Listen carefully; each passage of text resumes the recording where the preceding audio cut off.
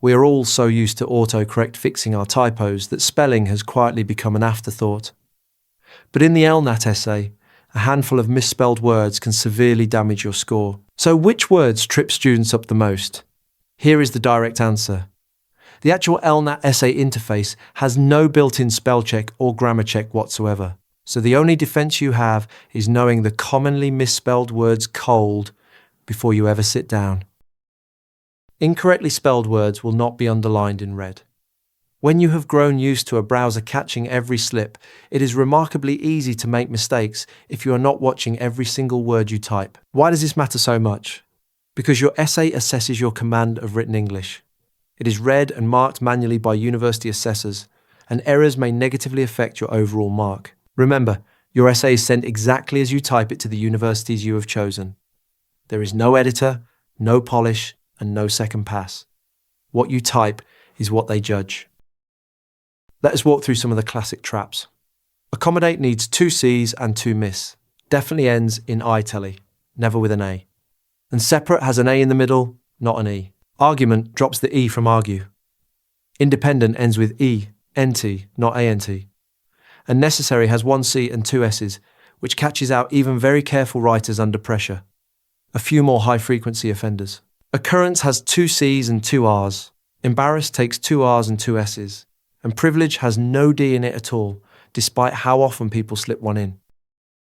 Watch the tricky vowels too. Believe and receive follow the I before E rule. Definitely.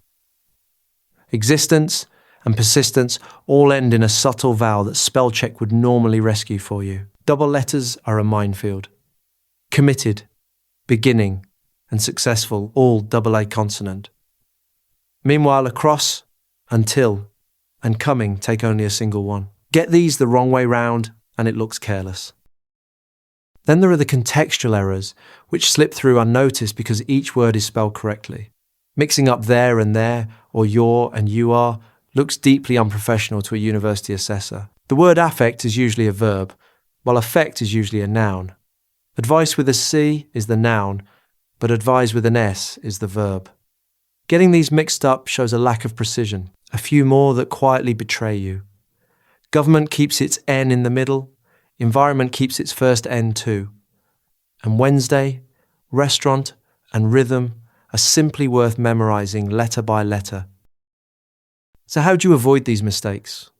First, you must break your dependence on autocorrect.